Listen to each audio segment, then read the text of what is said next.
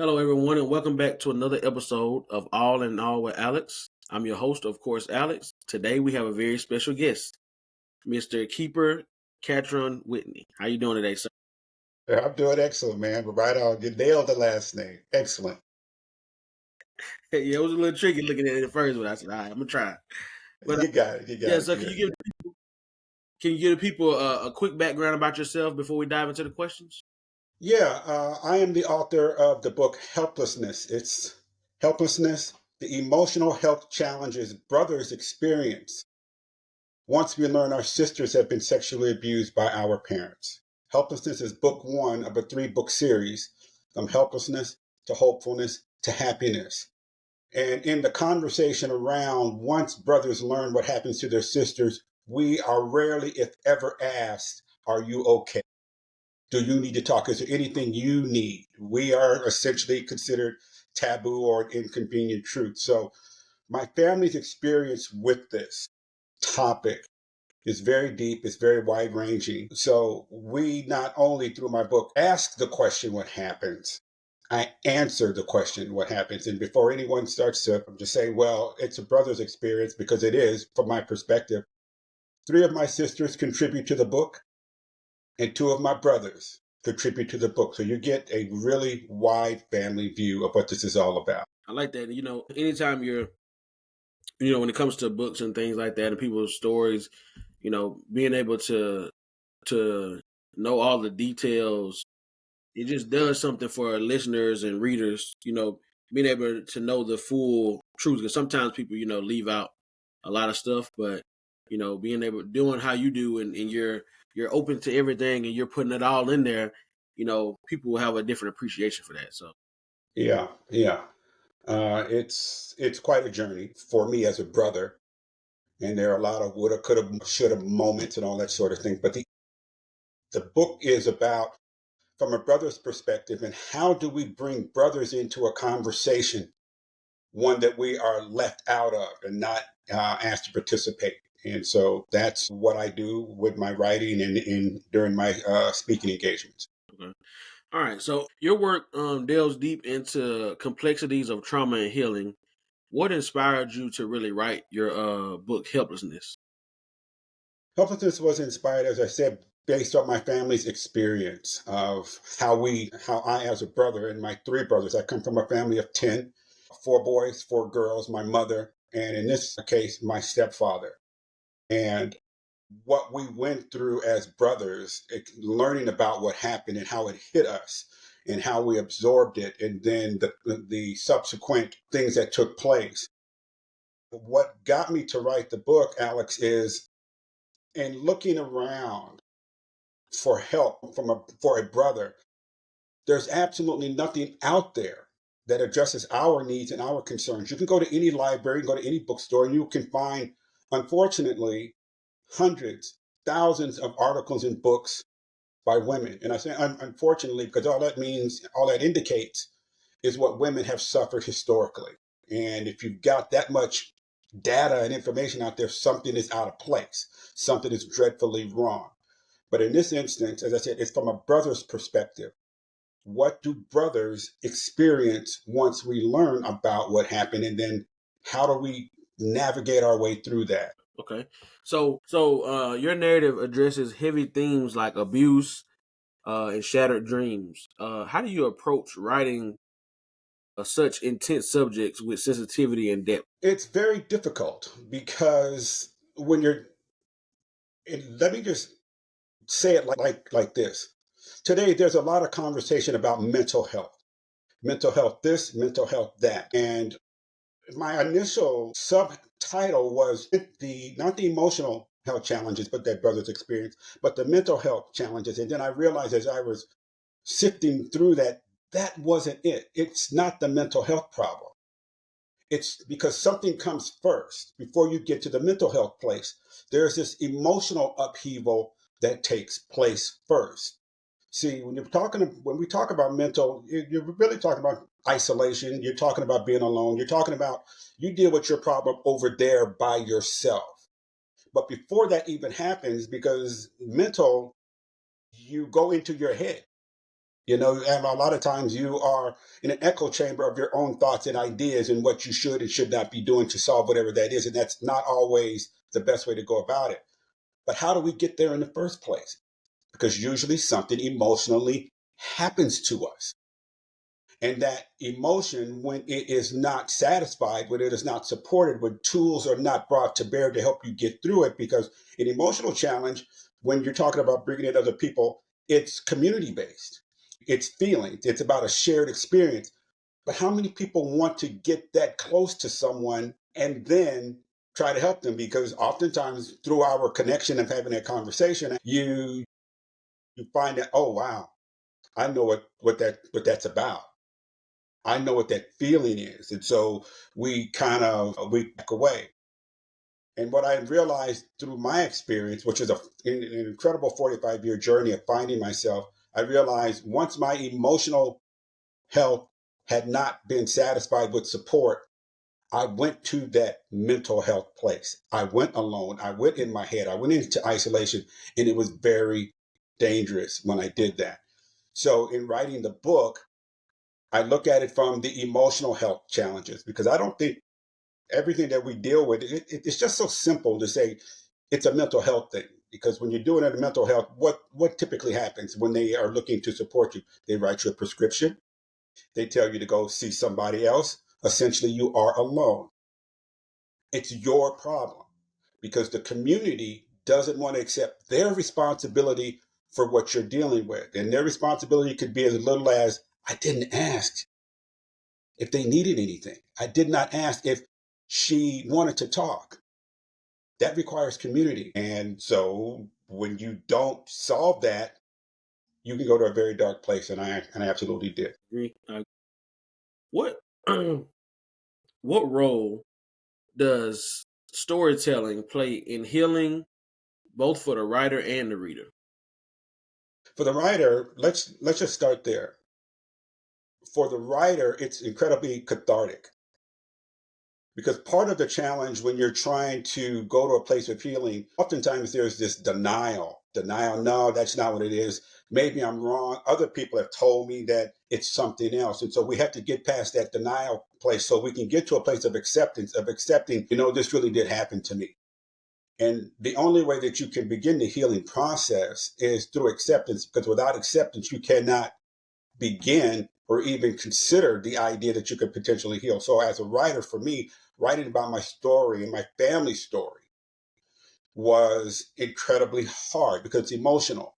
And trauma, when you're writing your story, when you're a writer and you're writing stuff like this, trauma is like DNA, okay? And like DNA, it self-replicates throughout the body. And like DNA, it oftentimes self-replicates in ways we have absolutely no idea.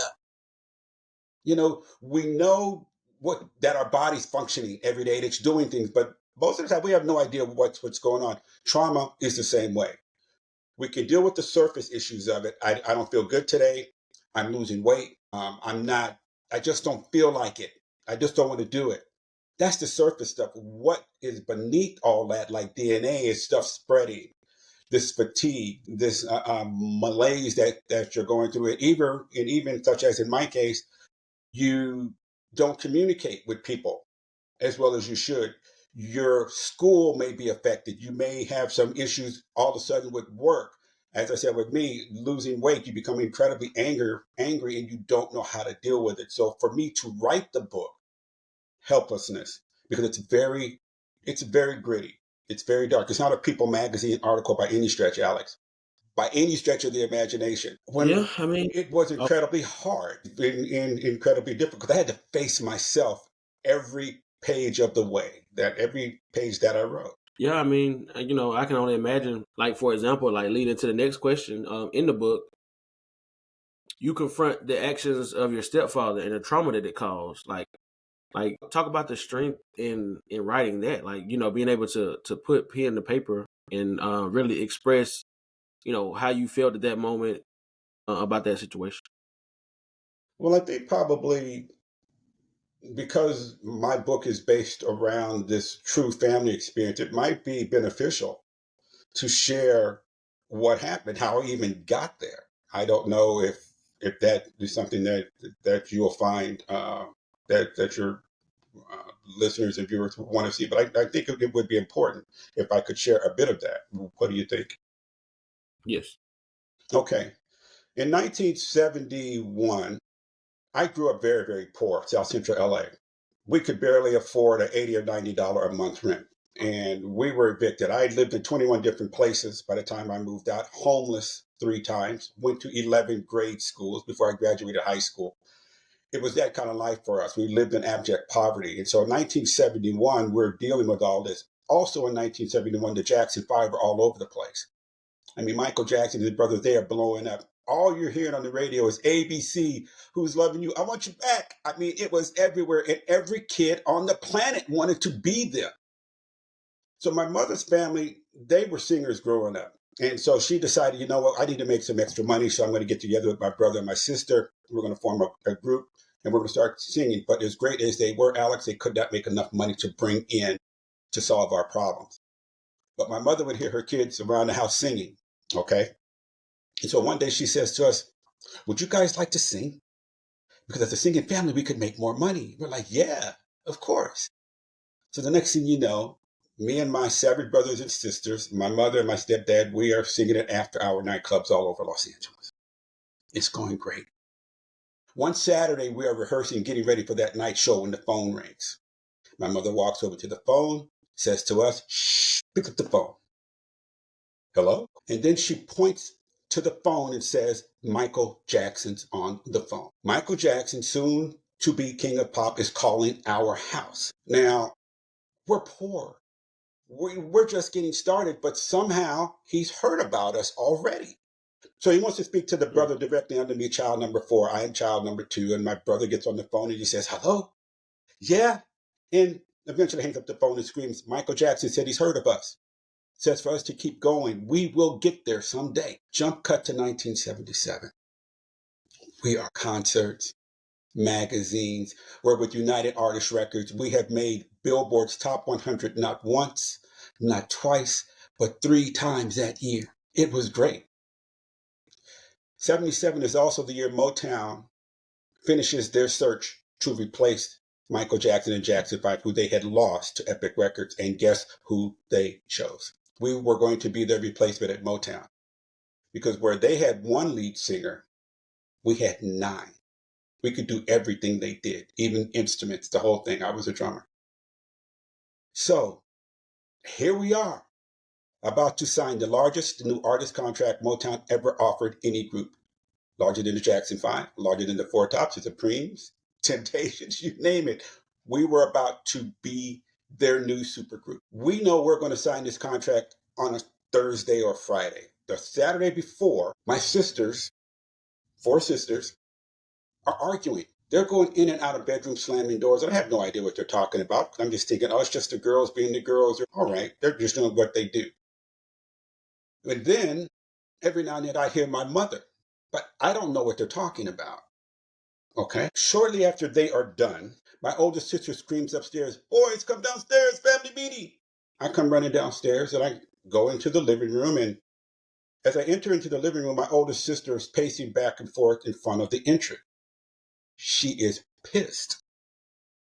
I don't know why, but she and my mom could always get into it. So I just figured, okay, that's what they were dealing with this morning. Something to do with them. And our little sisters were just brought into the conversation for some reason. When I walk into the living room, Alex, my 3 youngest sisters are sitting at the far end of the couch and they're huddled up, which is really odd because all they did was make noise. They teased, they laughed, they joked. That's all they ever did. But here they are in the far corner of the couch looking scared. Okay. At the other end are my 2 youngest brothers. They're quiet, but they're like me. They sense something is out of place. I mean, why aren't the girls saying anything? We are about to find out that we are about to be out of this abject poverty. We're about to become famous. The bus is outside. The door is open. The engine is warm. The seats are warm. All we had to do was step onto the bus and we were gone. So what's the problem? My older brother is standing behind my 3 youngest sisters at the far end of the couch, and he and I, we lock eyes on each other, and we just kind of, okay. So I go and I sit down between my three youngest sisters and my two youngest brothers on the couch. And within seconds, my mother and my stepfather enter. Now, my stepfather, 6'6", 250 pounds. He's a mountain of a man. And he wore a huge afro wig that put his height at 7 feet tall at least. He is massive. I'm about 16 years old. We have a brown recliner in the living room that clashes violently against this green carpet. And he goes and he sits down, my stepfather, and immediately sits down and puts his face in his hands like this. He's hiding his face. Why? Is he sick? I don't know. My mother, who's usually effervescent, bubbly like her kids, she's stone-faced. She walks and stands in front of the window looking outside and turns around and scans her 8 kids, and she is pissed. She locks eyes on my oldest sister. Alex, if looks could kill, they would have killed each other right then and there. What the hell? Me and my brothers are lost. We don't have a clue. This is supposed to be a joyous occasion. My brothers and I are about to be hit with 3 emotional earthquakes. We are about to hear the words no brother could ever prepare for, the words no brother ever expects to hear. Earthquake number 1. My mother speaks, and she says, your stepfather has been molesting your sisters for years. Wait, what did you say? No, stop. What did you just say? No, this can't be. I'm dropping emotionally. And I'm slow on the uptake. So I'm not hearing everything that she's saying because I am paralyzed emotionally. This cannot be. But Alex, what I hear are 3 words. I hear park, I hear liquor store, and I hear apartment. That's what I remember about that statement. But I'm dropping into an abyss of emotional darkness. Earthquake number 2. She says, I have known all along. Wait, you have known what all along? She has known from the beginning when he started molesting her daughters.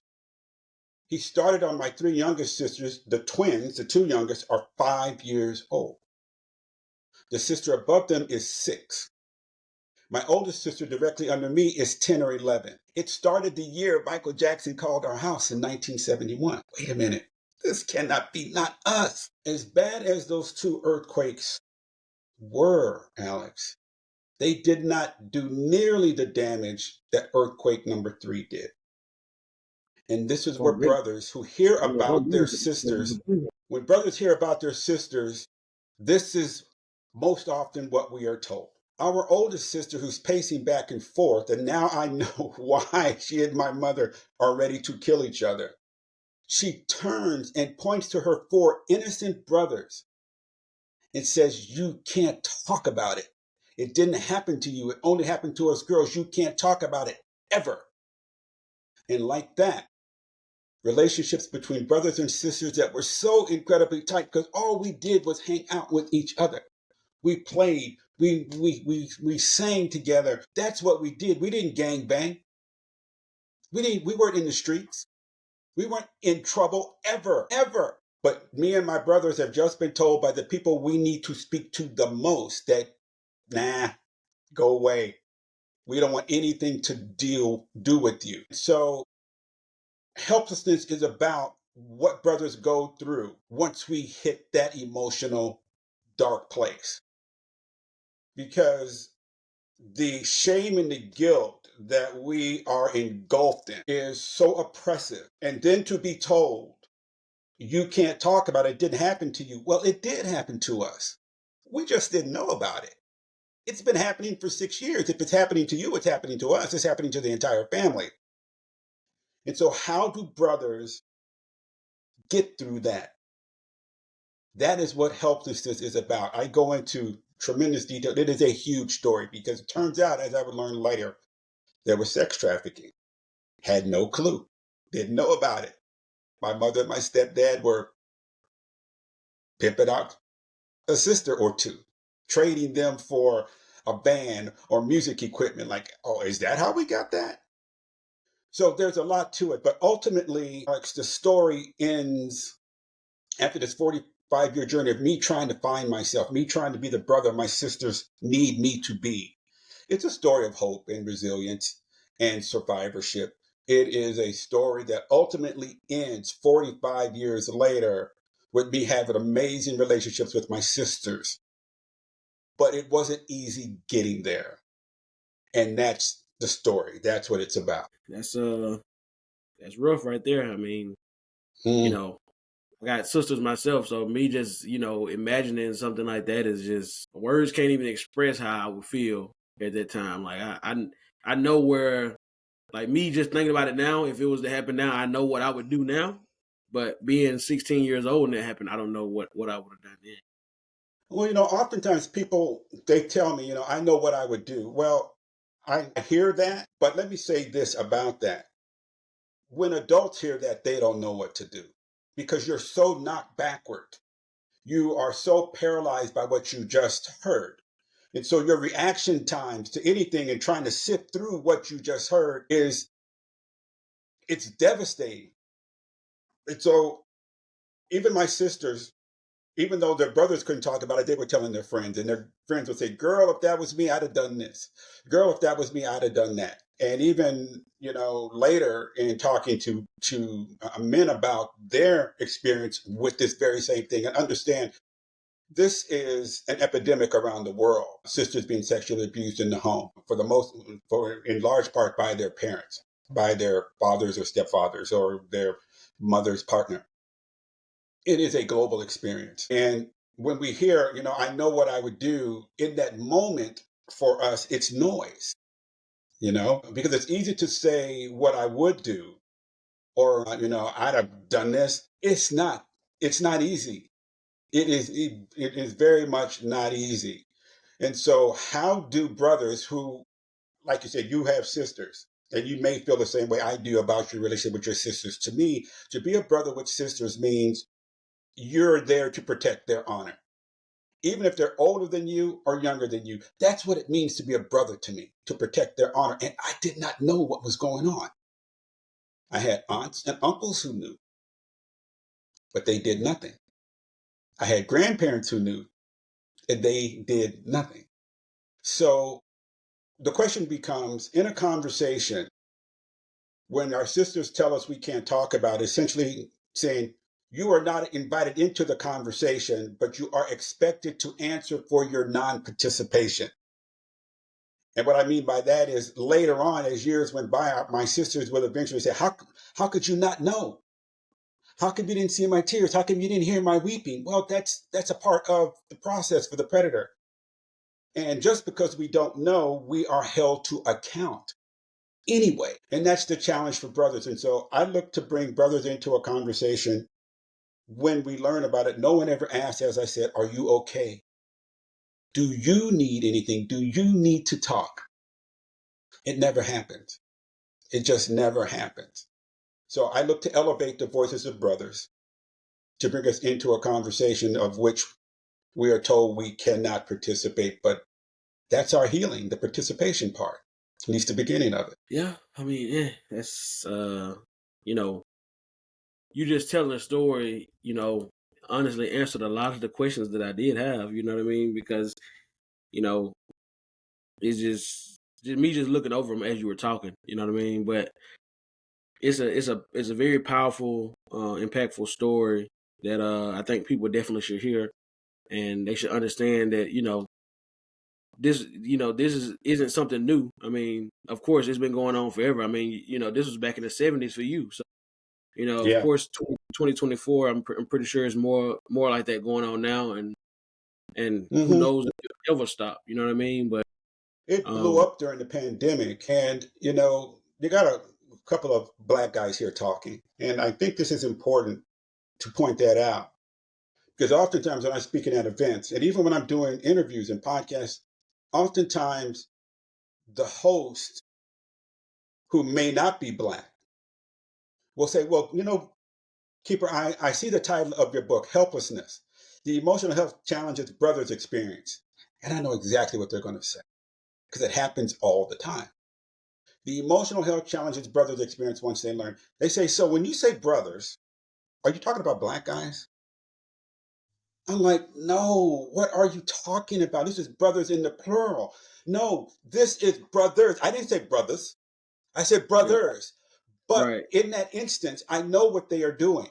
And it's not, you know what they're doing too. They are assigning the problem as a racial one.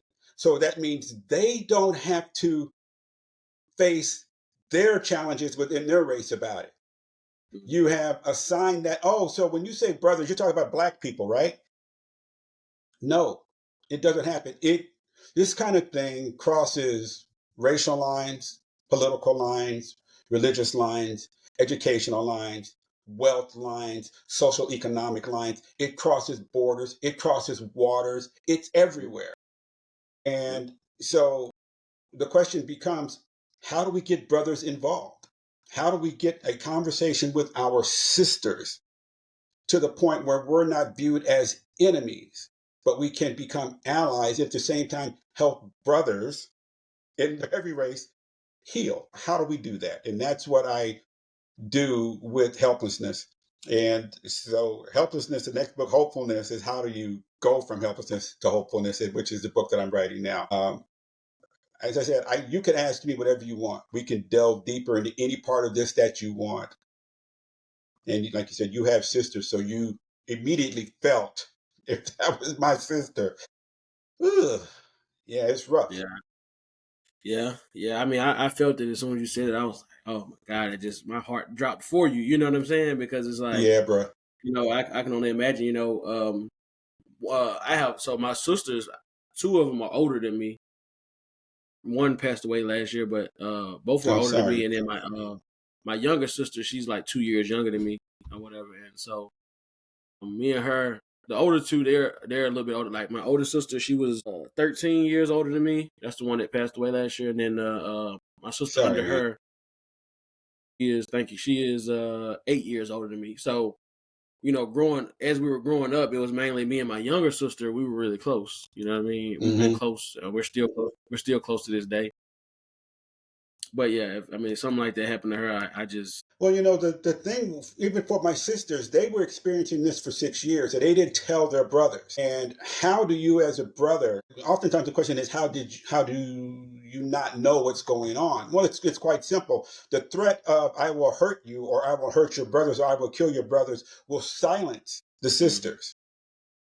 But one of the mm-hmm, things after I learned about it and was writing Helpless, it took me 10 years. You asked what it was like to write the book. It took me 10 years, man, to write this thing. It was so incredibly difficult. And then I had to figure out, I got to tell my sisters because I don't want them to be caught off guard. But in writing it, you had asked an earlier question, and I don't want to go past you. You had asked, how does it help the reader? For a reader who's experienced something like this or knows of someone who experienced like this, they can live through us. They can live through my family and they can learn and say, wow, especially men, I'm not alone. I thought I was alone in this because no one asks guys. We at times have such a hard time being vulnerable and then want to go talk to other guys and like, look, yo, man, I need to talk to you about something. Man, I'm hurting here. I'm in pain. And, we are stigmatized to the point where we say, well, no guy wants to listen to us. It's like, man, you just need to be tough. It's not that. We need to have those man-to-man conversations about this. We have a lot of conversations today about celebrities, be them athletes or actors, talking about their own personal experience of child abuse, but no one ever talks about what happens to brothers once we learn. To that point, very often when I'm speaking at a live event, invariably some woman will stand up and say, your sisters were right. You can't talk about it. It didn't happen to you. It only happens to them. And I said, well, no, it did happen to the whole family, even though I didn't know about it because it went a long ways toward explaining why certain conversations with them, the reactions that I got or my brothers got did not match. And they said, well, yeah, yeah, yeah. I said, okay, let me give you this piece. My sisters were sexually abused in 1971. In 1965, 6 years earlier, my older brother and I were sexually abused by our babysitter almost daily for 6 months. So I do know. what it's like. I understand both sides. I understand the direct victim side, and I understand the indirect victim side. And I don't say that with pride. I say that with humility, Hmm. because no one should be able to say they understand both sides, but I do. But it does give me a pathway into the conversation with women and sisters, because I understand both sides of that coin. Brothers need to have an outlet. In America, there are some 44 million adults walking around who were sexually abused as children. And those are the numbers we know about. And we all know, when you hear numbers like that, we all know those numbers are so depressed. They're not even close to the actual numbers. And every day in America, 160 unique children are sexually abused each day. Each day. So, Alex, yesterday, some kids went to elementary school or junior high school, and they played hopscotch, they played handball, they played tetherball, or hung out with their friends, and they went home, they did their homework, and they hung out with mom and dad, and they went to bed somewhere around 11 or 12 o'clock. Someone opened the door and came in. That was yesterday. It will happen at least 160 times tonight, and it will happen at least 160 times tomorrow, and then tomorrow after that. And that's just in America. That's just here. So when the conversation becomes, how do we address sexual abuse of children, we have to close the loop. There's a part of the loop that's open, because when it's exposed, the predator is dealt with oftentimes. Those who empower the predator, rather the predator, are empowered. In our case, it was just my mom, but aunts and uncles, they all knew about it. They did nothing, which meant they were part of his protective detail. There's the sisters. But if we're going to close the loop and have the conversation, we must involve the brothers. Has to be. Otherwise, the family doesn't fully heal. A large part of it is just wandering in emotional darkness. Yeah. I don't know. The more I think about that, man, it make my skin crawl, man.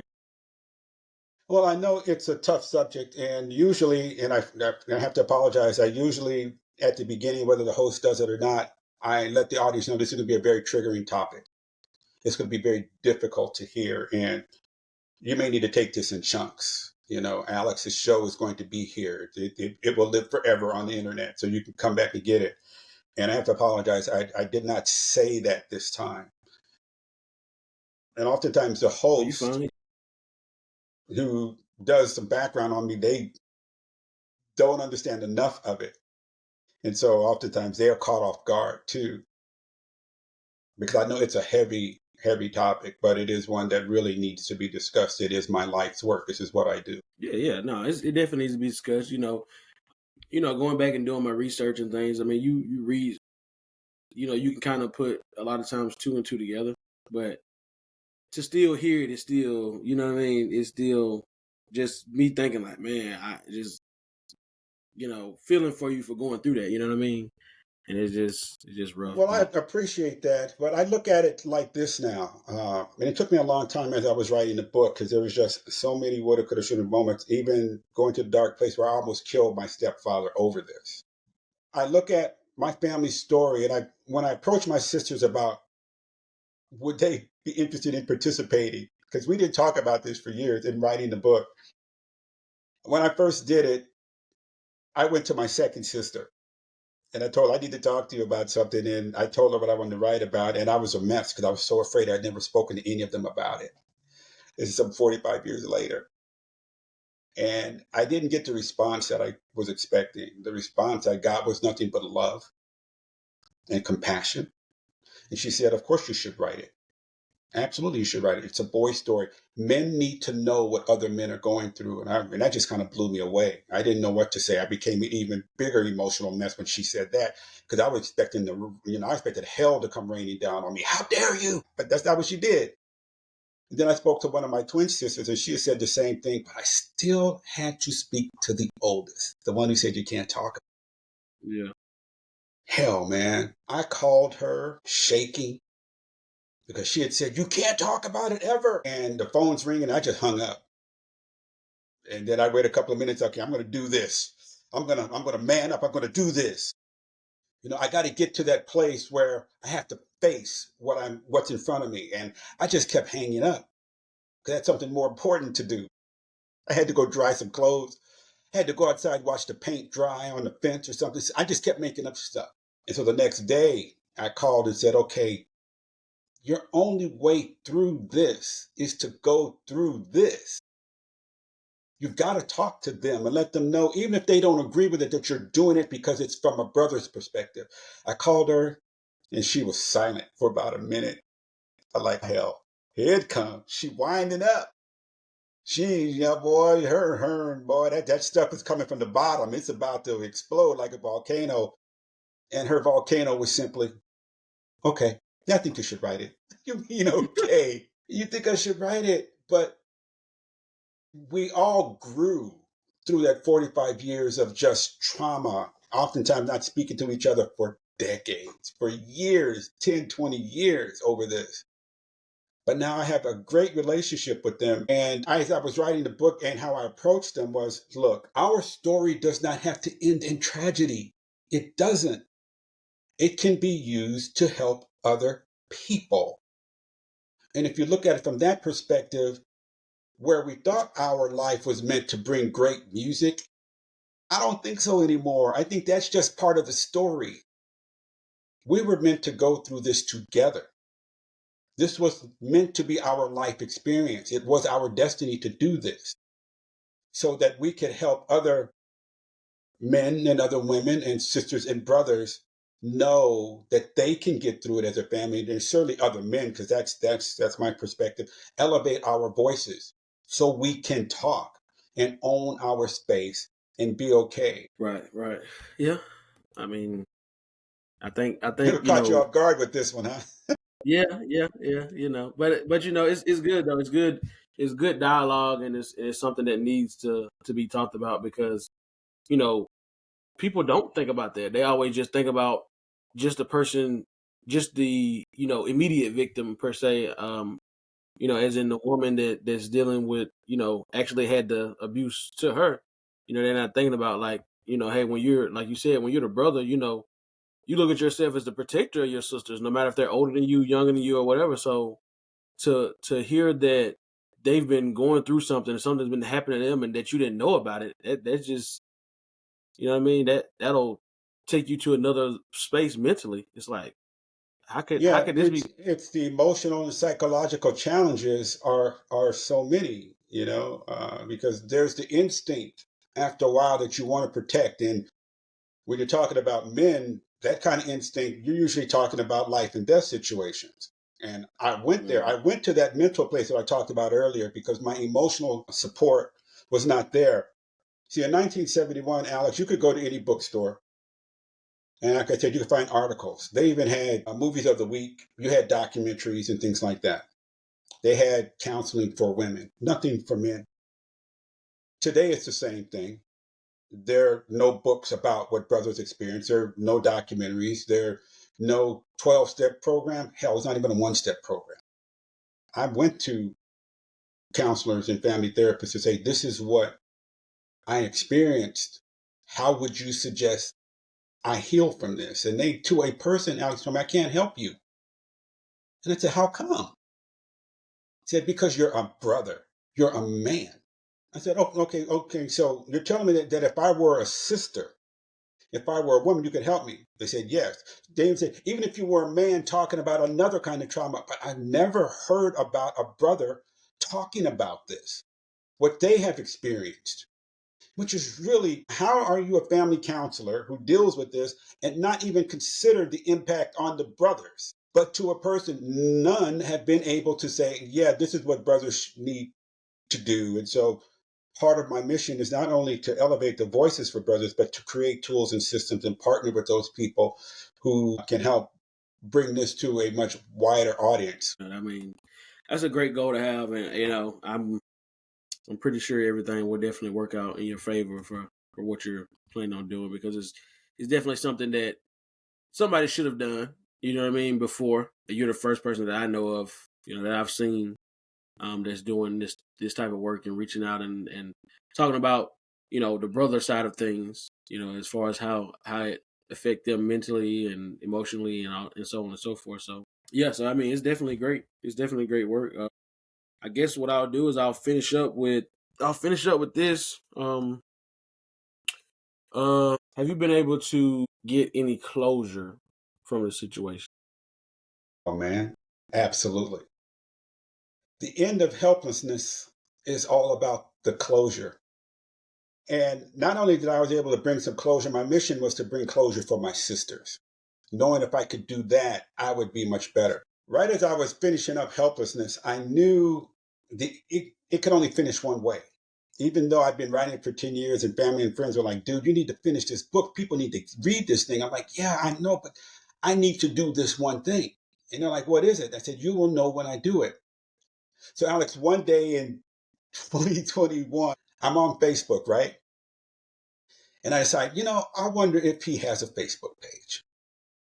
So I get on Facebook and type his name in, and damn, there's his name. So I click on his page. I'm like, this dude's got a Facebook page knowing everything that he has done. So at the top story that day, this Saturday, is him talking about his wife who had passed away. She's having a service to celebrate her going home. And I look at it, I said, shit, he's 10 minutes away where they're going to have this thing.